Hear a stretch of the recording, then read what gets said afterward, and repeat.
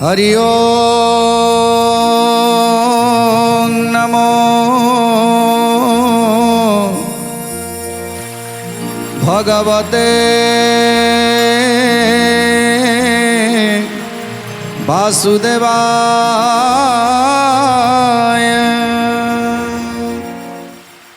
जड़े ब्राह्मण घरर बहु जेतले यज्ञ कुंडरे मलत्याग कले से मलत्यागरे जेतले सासु आसी देखिले जेतले यज्ञ कुंडरू पाउंस काढुचंती से समय से देखिले जे सेटा काकराटी सुनार काकराटी। तेणु आनंदरे स्वामी की जाई कहिले।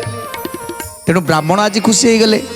ब्राह्मणी जिते कथा होती से बहु जनक जाकि सत कथा कहीदेला कहला माँ आपण जदि न रागिबे ताहले मु कथा कहबी।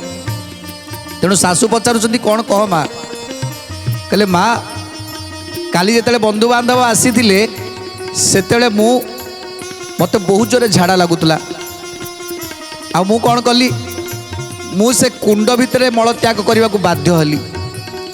आ मु भाविली सकाळु सकाळु ताकू उठिकी फोपाड़ी देवी आउ ये को गोबर पानी पकई गंगा जल सिंची ताकू पवित्र करी। हेले आपण प्रथमे उठी पड़िले आउ आपण कहउचंती सेटा विष्ठा नुह सेटा गोटे सुनार काकरा। तेणु आज यज्ञ कुंडरे झाड़ा फिरबारू आज आपण ये सुनार काकरा पाइले। तेणु ब्राह्मण कहउचंती मारे ए कथा काहाकू कहना भगवान आमको दया करिसंती। तेणु यज्ञ कुंडरे तू प्रतिदिन एमती मल त्याग कर कहीं आम आहरी धनी हो यज्ञ कुंडरे प्रतिदिन मल त्याग करूँ।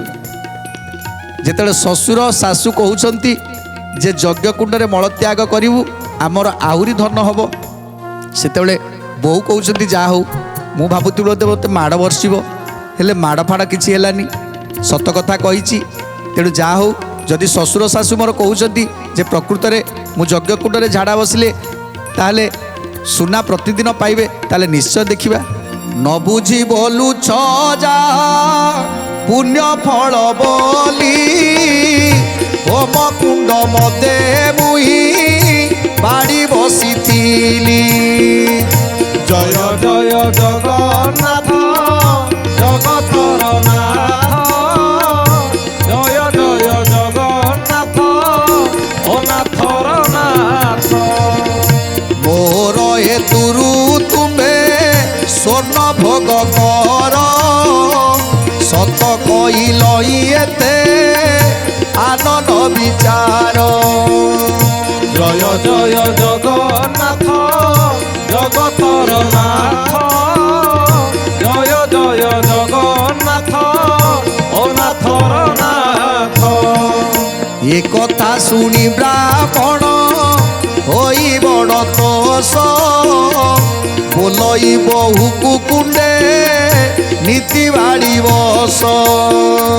जय जय जगन्नाथ जगतर नाथ जय जय जगन्नाथ ओ नाथर नाथ।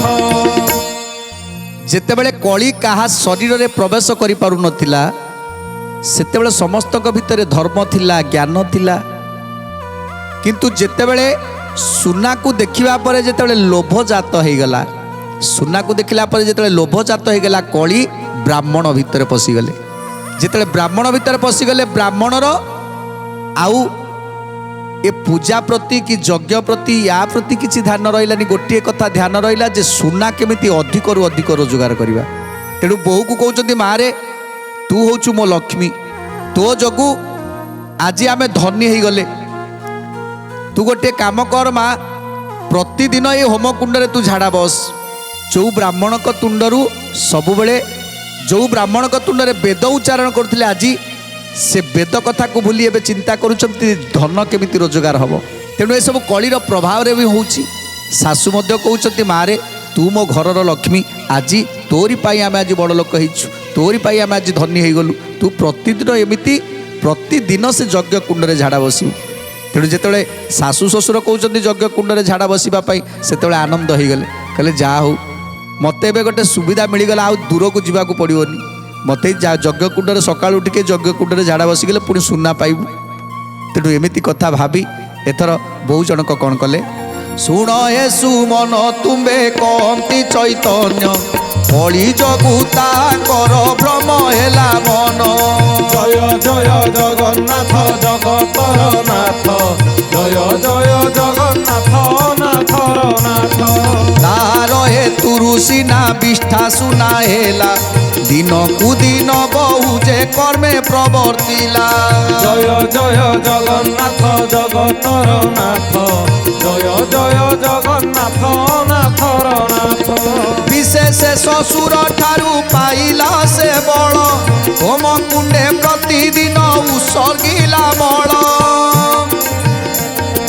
दिन करे सते तोड़ा स्वर्ण हेला जात देखु देखु तार धन होइला बहुत जय जय जगन्नाथ जगतर नाथ जय जय जगन्नाथ नाथर नाथ तेणु प्रतिदिन संध्यारे जेतेबेले झाड़ा बसंती बहु सकाळू सासू जाइकी पहुँची जाती निदरू भांगी जाए निद भांगी जाए ससु जाइकी पहुँची जाती सीधा से यज्ञकुंड पाखे आउ जेतेबेले पाउंस तार भीतर खोजती से सुना पड़े बाहर तेणु से सुना को आनिक बहुत खुशी हो जाती तेणु प्रतिदिन सकाळू समस्तंकर इच्छा थाए जे प्रतिदिन जाइकी ठाकुर घर झाड़ू करवा पवित्र पानी आगे दांड द्वारे पकेवा ये सब कथा सी सब भूलीगले ठाकुर कथा भूलीगले जे बिना ठाकुर पूजार जदि आमको पुला पुला धन मिलूँ जदि सुना मिलूँ ताले से ठाकुर पूजार मूल्य कौन अच्छी किसी मूल्य ना किंतु ये सब कली प्रभाव रे ही है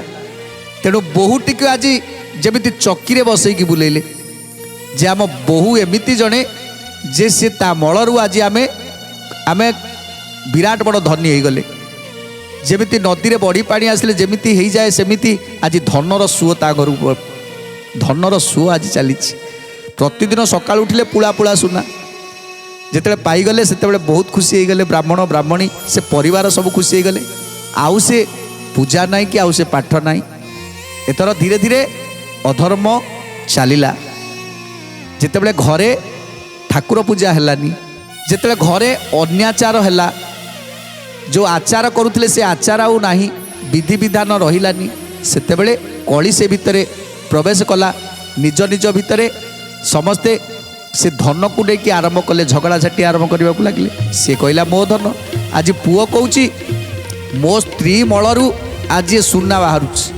तेणु सी धन हूँ से धनर अधिकारी हूँ मु तेणु बापा माँ कहते जे आमे तू आमर पुओ आमे तोते केते जन्म करी छोटू बड़ करूँ तेणु आमर मध्य तो प्रति भाग अच्छी तेणु सी धन को आमको दे तेणु एमती भितर एमती झगड़ा झाटी हुए जितेबाला ये धनी किछि दिन पर जो अधिक रु अधिक धन है ये सेठू आरंभ कला कोठा बाटी आरंभ करदेला कोठा घर तैयारी करदेला एते सुंदर भाव में जमी राजप्रसाद भाया नर तैयारी कला राजप्रसाद भाई नर जितेबाला तैयारी कला आउ जो ब्राह्मण माने थिले से ब्राह्मण शासन में आउ जो ब्राह्मण माने थिले से मानकर कुड़िया घर कहीं से भगवान को पूजा करुँच धर्म से चली जो मैंने धर्म से चली से तो भंगा कुड़िया तेणु से माने कौन कले चिंता कले से स्त्री माने चिंता कले ब्राह्मणकर ब्राह्मणी माने चिंता कले कहला रे देखिल किछि दिन भितर ये एते धनी लोक हेले केमिति जे आमे देखुचंती जे सी जहाँ कर्म करुचंती आमे मध्य सेही कर्म करुछु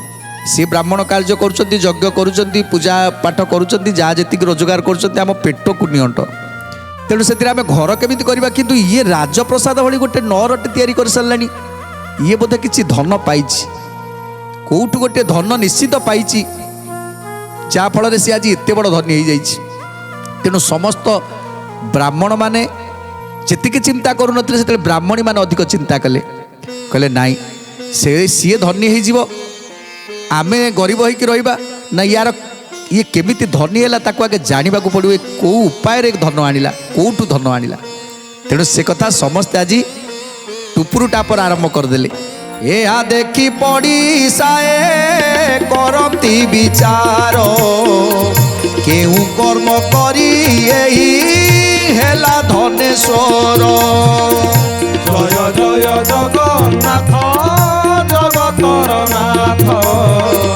जय जय जगन्नाथ नाथर नाथ ହେମନ୍ତ ଭାଳି ତାହାକୁ ପୁଛିଲେ ସକଳେ କେଉଁ କର୍ମେ ଏତେ ଧନ ପୁରିଛି ତ ଆଳେ। জয় জয় জগন্নাথ জগতর নাথ, জয় জয় জগন্নাথ নাথর নাথ। ব্রাহ্মণ বলে মু কিছু ফন্দা করি নাই, মোর বহু হেতু লক্ষ্মী গৃহে অছি রহি। জয় জয় জগন্নাথ জগতর নাথ, জয় জয় জগন্নাথ নাথর নাথ। তেণু যেতବେଳେ ব্রাহ্মণ যেতବେଳେ যজ্ঞ ফজ্ঞ କରିବା ପାଇଁ ଯାଆନ୍ତି, ଯଜ୍ଞ ପାଠ କରିବାକୁ ଯାଆନ୍ତି, ସେତେବେଳେ ବ୍ରାହ୍ମଣକୁ ପଚାରୁଛନ୍ତି, ଆଚ୍ଛା ତମେ ଯାହା କାମ କରୁଛ ଆମେ ତ ସେଇ କର୍ମ କରୁଛୁ, ତମେ ପୂଜା ପାଠ କରୁଛୁ ଆମେ ବି ପୂଜା ପାଠ କରୁଛୁ, ଆମେ ଯେତିକି ଭାଗ କରିକି ନେଉଛନ୍ତି ପଇସା ଯେ ତମେ ସେତିକି ନେଉଛ, ଆମର ସେତିକିରେ ଆମ ପେଟକୁ ନିଅଣ୍ଟ ହେଉଛି, ଆମେ ଖାଇବାକୁ ମଧ୍ୟ ଦି ମୁଠା ଆମେ ପାଉନୁ, ହେଲେ ତମେ ଏତେ ବଡ଼ ଧନୀ କେମିତି ହେଲ?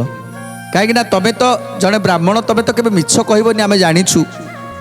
କାହିଁକିନା ଏଠି କେଉଁ ବ୍ରାହ୍ମଣ ମିଛ କହନ୍ତିନି, ଆପଣ କେବେ ମିଛ କହନ୍ତିନି ଆମେ ଜାଣିଛୁ, ଆପଣ ଯାହା କହିବେ ସତ କହିବେ।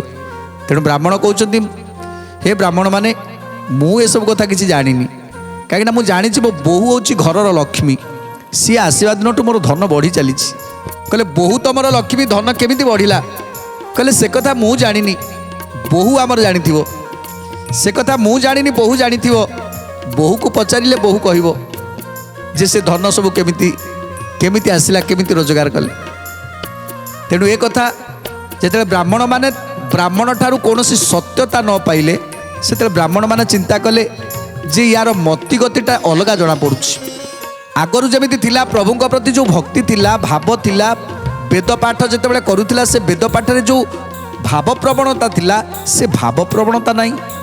ଯେ ପ୍ରଭୁଙ୍କ ପ୍ରତି ଯେଉଁ ଧାରାରେ ସେ ପୂଜା କରୁଥିଲା, ତାର ସେ ଧାରା ତାକୁ ମନେ ହିଁ ନାହିଁ।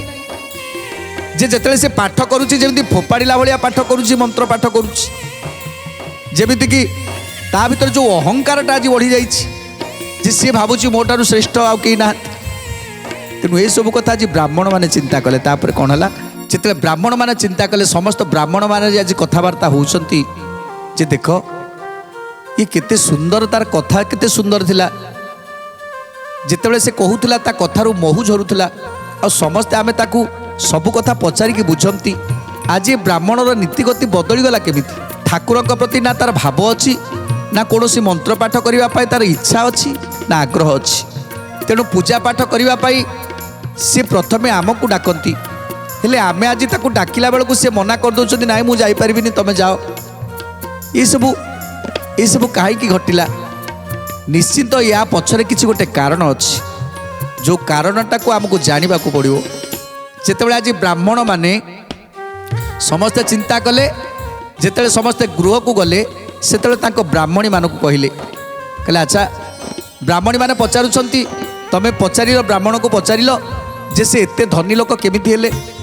ତେଣୁ ବ୍ରାହ୍ମଣମାନେ କହୁଛନ୍ତି, ଆମେ ସବୁ କଥା ପଚାରିଲୁ ଯେ ହେଲେ ତା ମୁହଁରୁ କୌଣସି ସତ୍ୟତା ଆମେ ପାଇଲୁନି। କାହିଁକିନା ତାର ଭାବ, ତାର ଭଙ୍ଗୀରୁ ଜଣାପଡ଼ୁଛି ସିଏ ବର୍ତ୍ତମାନ ଲୋଭ ମୋହରେ ଏମିତି ବୁଡ଼ିକି ରହିଛି, ଯେଉଁ ଅହଙ୍କାରରେ ଏମିତି ବୁଡ଼ିକି ରହିଛି, ଯାହାକି ତାକୁ ଆମେ କଥା କହିବାକୁ ମଧ୍ୟ ଆମକୁ ଭୟ ଲାଗୁଛି, ସାହସ ହେଉନି ଆମର। ତେଣୁ ଆମେ ଜାଣିଛୁ ସେ କେବେ ସତ୍ୟତା କହିବନି କ'ଣ ହେଇଛି। ତେଣୁ ବ୍ରାହ୍ମଣମାନେ କହୁଛନ୍ତି, ହେ ବ୍ରାହ୍ମଣୀମାନେ ତମେ ଗୋଟିଏ କାମ କର, ତମେ ଚାହିଁଲେ ତାଙ୍କ ପତ୍ନୀକୁ ଯାଇକି ପଚାରିବ, ତାଙ୍କ ପତ୍ନୀ ହୁଏତ ସତ କଥା କହିପାରନ୍ତି। ତେଣୁ ବ୍ରାହ୍ମଣୀମାନେ କହିଲେ ଠିକ୍ ଅଛି। ତେଣୁ ବ୍ରାହ୍ମଣୀମାନେ ଦିନେ ଯେତେବେଳେ ଗୋଟିଏ ଜାଗାରେ ବସିଥିଲେ, ସମସ୍ତେ ନିଜ ନିଜ ଭିତରେ କଥାବାର୍ତ୍ତା ହେଉଛନ୍ତି, ସେତେବେଳେ ଏ ବ୍ରାହ୍ମଣୀ ଯାଇକି ପହଞ୍ଚିଗଲେ। ଯେତେବେଳେ ପହଞ୍ଚିଗଲେ, ବ୍ରାହ୍ମଣୀମାନେ ପଚାରୁଛନ୍ତି ଯେ ଆମେ ଆମ ସ୍ୱାମୀ ଯେଉଁଠିକି ଯାଉଛନ୍ତି, ତମ ସ୍ୱାମୀ ସେଇଠିକି ଯାଉଛନ୍ତି, ତମ ସ୍ୱାମୀ ସେଇଠି ରୋଜଗାର କରୁଛନ୍ତି, ହେଲେ ତମେ ଏତେ ବଡ଼ ଧନୀ ହେଲ କେମିତି ଧନୀ ହେଲ? ଯେତେବେଳେ ପଚାରୁଛନ୍ତି, ବ୍ରାହ୍ମଣୀ ଚିନ୍ତା କଲେ, ମୁଁ ଯଦି କହିଦେବି ତାହେଲେ ମୋତେ ମୋ ସ୍ୱାମୀ ବାଡ଼େଇବେ, ଆଉ ଯଦି ଜାଣିଯିବେ ତାହେଲେ ଏମାନେ ଆମକୁ ଘୃଣା କରିବେ, ନିନ୍ଦା କରିବେ, ନା ଏମାନଙ୍କୁ ମୁଁ କିଛି କହିବିନି। ତେଣୁ तेणु आज ब्राह्मणी कहते नाई नाई मु एक कथा जानी मो बोहू हूँ लक्ष्मी मो बोहू हूँ लक्ष्मी सी आसवा दिन ठार मोर धन बढ़ुଛି तेणु ता पाखर मत कौन सत्यता पाइले तेणु कौन करेंगे चिंता कले जे तांको बोहू मान को जिते स्नान करने को जाऊँच नदी तुठकू तांको बोहू माने पचारे बोहू तेणु से बोहूटीर जे अति प्रिय सांग थिला से तांकर सासू कहउचंती जे तमे तो तांक सहित बहुत मिसुच तमे तांक सहित कथा होउच सी तुमको न देखिले दंडे रही पारुना तमे तांकु देखिले दंडे रही पारुन तमे जेतेबेले पानी पाई जाउच स्नान घाट को जाउच सेठी पानी नहीं कि आसुच स्नान सारिकी पानी नहीं कि आसुच सेही समय ताकू पचारिबो तमर परा से मित जदि तमर मित ताले मित को पचारिबो जे सत कथाटा कौन जे एते धन से कोठू पाइले तेणु जेतेबेले सासू कहीदेले ये चिंता कले सत कथा जे सीए धनी होकि रहिबो मु गरीब होकि रहिबी नाई मते जेमिति हेले ता पाखरु समस्त कथा को आज आनिबा को पड़िबो तेणु आज ये बहुटी जाई पहुँची गला से बहु पाखरे दुई जन माठिया नहीं स्नान घाट को गले स्नान सारिले स्नान सारला बेले सबुआडू सबु कथा नहीं पचारे बहुटी भारी चालाक थिला तेणु बहुटी पचारुछि आहा सतरे भगवान तुम पर केते दया करिसंती तमे केते धनी हो गल सतरे तमे होचो माँ लक्ष्मी तमे तमे मोर मित मु तुमको पाई धन्य हो जाइछि जानिछ जानिछ तमे मोर सांग बोली मु समस्त आगे गर्व करी कहूछि जे मो सांग एते एते लक्ष्मी अंत जे सीए जीवा दिन ठारू तांको घरे धन रत्नर अभाव किछि नाही तेणु तेणु तमे जेमिति सुंदर सेमिति तमे सेमिति गुणवान आउ तमे सासू ससुरंकर एते प्रिय आउ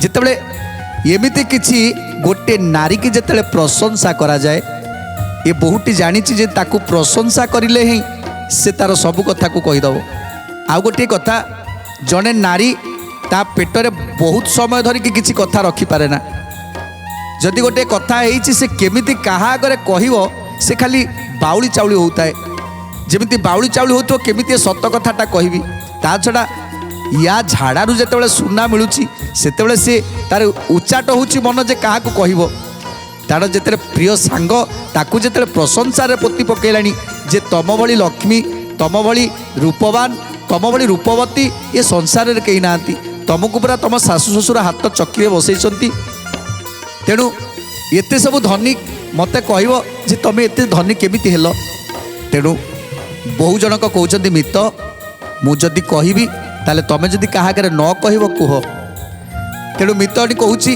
देख तमें होच मोर मित कहीं मु तुम छड़ा ए साई भितर कि गाँ भितर मु क्या बेसी भल पाएनि आउ जितेबले मोर समस्त अंतर कथा तुमको कहे तेणु तमें मत कह मुझे क्या कहबी मु केबे क्या कहबिनी तेणु आज सत कथा को कहीदेले कहले जानिछ मु यज्ञ कुंडरे मल त्याग करुछि बोली सकाळू उठिला बेलू से मलरू से मल नुहे सेठी सुना पुला पुला बाहर तेणु से ही सुना को नहीं आम आज धनी हो जाइछु कहले सत कथा कहला मितनी मु तुमको कहीदेली हेले तुम क्या कहबनी टी सेठू कहले नाई मो मु क्या आगे कहबिनी जितेबले बहुटी सबू सत कथा कहीदेले तेणु मितनी चिंता कले अरे ये एडे बड़ कथा करिछि ये ता विष्ठारे सुना बाहर पुणी यज्ञ कुंडरू जदि तांकर यज्ञ कुंडरू सुना बाहर ताले आमर तो यज्ञ कुंड अच्छी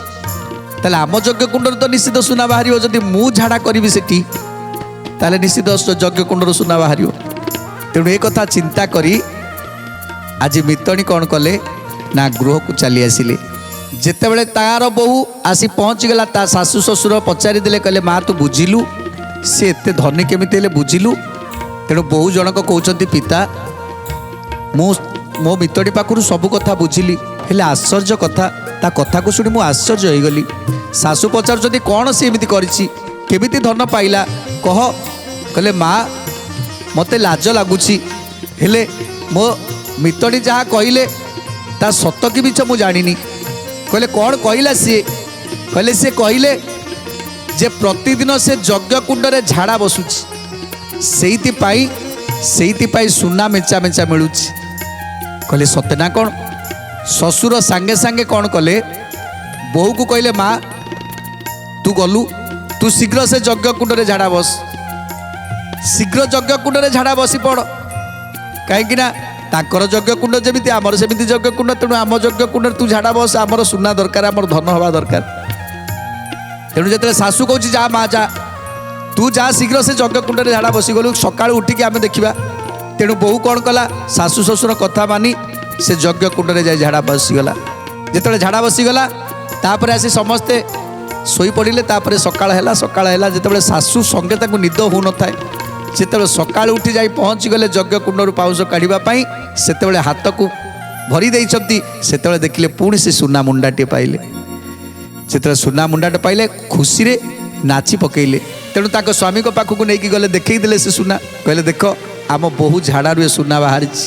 ତେଣୁ ଯେତେବେଳେ ଶ୍ୱଶୁର ଦେଖିଲେ ସିଏ ମଧ୍ୟ ଚିନ୍ତା କଲେ, ଆରେ ଆଉ ଇଏ ବୁଲିକି ପୂଜା ପାଠ କରିକି କ'ଣ ଲାଭ ଅଛି, ତେଣୁ ବୋହୂ ତ ମୋର ଲକ୍ଷ୍ମୀବନ୍ତ, ସିଏ ମୋତେ ସୁନା ଦେବ, ମୋର ରୋଜଗାର ହେଇଯିବ, ମୁଁ ବି ତା ଭଳିଆ ଧନୀ ହେଇଯିବି। ଏମିତି ପ୍ରତିଦିନ ବୋହୂ ସେମିତି କଲା, ଯଜ୍ଞ କୁଣ୍ଡରେ ଝାଡ଼ା ବସିଲା ପରେ ସେଥିରୁ ସୁନା ରୋଜଗାର କଲା।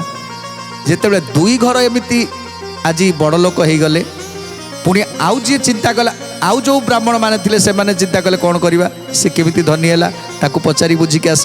ତେଣୁ ସେମାନେ କ'ଣ କଲେ, ତେଣୁ ଏ କଥା ସେ ବ୍ରାହ୍ମଣ ଶାସନରେ ଚାରିଆଡ଼େ ପ୍ରଘଟ ହେଇଗଲା ଯେ ଯଜ୍ଞ କୁଣ୍ଡରେ ତାଙ୍କ ବୋହୂମାନେ ଯଦି ଝାଡ଼ା ବସିବେ ତାହେଲେ ସୁନା ବାହାରିବ। ତେଣୁ ସମସ୍ତେ ସମସ୍ତଙ୍କ ବୋହୂକୁ କହିଦେଲେ ଯେ ତୁମେମାନେ ଯଜ୍ଞ କୁଣ୍ଡରେ ଝାଡ଼ା ବସ। ସବୁ ବୋହୂମାନେ ସନ୍ଧ୍ୟା ହେଲେ ଯଜ୍ଞ କୁଣ୍ଡକୁ ଚାଲିଯିବେ, ଯଜ୍ଞ କୁଣ୍ଡରେ ଝାଡ଼ା ବସିବେ, ସକାଳୁ ଶାଶୁ ଯାଇକି ବାହାର କରିବେ, ତା ଦେହରୁ ସୁନା ବାହାରିବ। ଏମିତି କିଛି ଦିନ ଚାଲିଗଲା। ସମସ୍ତେ ଯେତେବେଳେ ଧନୀ ହେଇଗଲେ, ସେତେବେଳେ ମାତ୍ର ଦୁଇ ଜଣଙ୍କର ଘର ସିଏ କେବେ ଏ ଅନ୍ୟାୟ କରିବା ପାଇଁ ଇଚ୍ଛା ପ୍ରକାଶ କଲେନି। ଚିନ୍ତା କଲେ ଯଜ୍ଞ କୁଣ୍ଡରେ ଯେଉଁଠି ଆମେ ଦେବତାଙ୍କୁ ଆବାହନ କରୁଛନ୍ତି, ଯେଉଁଠି ଅଗ୍ନି ଦେବତାଙ୍କୁ ଆବାହନ କରୁଛନ୍ତି, ଅଗ୍ନି ଦେବତା ଅଛନ୍ତି, 33 କୋଟି ଦେବତାଙ୍କୁ ଆବାହନ କରୁଛନ୍ତି, ଯେଉଁ ଯଜ୍ଞ କୁଣ୍ଡରେ ଆହୁତି ଦେଉଛନ୍ତି, ସେ ଯଜ୍ଞ କୁଣ୍ଡରେ ଏମିତି ଅନ୍ୟାଚାର କରିବା ମହାପାପ। ତେଣୁ ଆମର ସେ ଧନ ଦରକାର ନାହିଁ। ଅନ୍ୟାୟ ଧନ ବଢ଼େ ବହୁତ, ଗଲା ବେଳେ ଯାଏ ମୂଳ ସହିତ। ତେଣୁ ଆମର ସେ ଧନ ଦରକାର ନାହିଁ କି ଆମେ ଅନ୍ୟାୟ କରିପାରିବୁନି। ଯଜ୍ଞ କୁଣ୍ଡରେ ଏ କଥା ଭାବିବା ହିଁ ପାପ, ଏ କଥା ଭାବିବା ହିଁ ପାପ, କେବେ ଆମେ ପାପ କରିପାରିବୁନି। ଯେତେବେଳେ ସମସ୍ତେ ଆଜି ଧନୀ ହୋଇଯାଇଛନ୍ତି, ଜଣେ ଦୁଇ ଜଣ ସେ କେବଳ ଗରିବ ହେଇକି ଅଛନ୍ତି। ତାପରେ କ'ଣ ହେଲା, ସୁନ୍ଦର କଥା ଜାଣିବା ପରବର୍ତ୍ତୀ ଅଧ୍ୟାୟରେ। ଆଜି ତ ସମୟ ଇସାରା ଦେଲାଣି, ଆଜି ପାଇଁ ବାଣୀକି ବିରାମ ଦେବା, ଟିକେ ପ୍ରଭୁଙ୍କର ନାମ ସଂକୀର୍ତ୍ତନ କରି ଆଜିର କାର୍ଯ୍ୟକ୍ରମକୁ ସମାପ୍ତ କରିବା। ଭଜରେ ମନ କୃଷ୍ଣ ମନ ଗିରିଧାରୀ, ଭଜରେ ମନ କୃଷ୍ଣ ମୋହନ ଗିରିଧାରୀ, ଭଜରେ ମନ କୃଷ୍ଣ ମନ ଗିରିଧାରୀ, ଭଜରେ ମନ କୃଷ୍ଣ ମୋହନ ଗିରିଧାରୀ, हो गिरिधारी,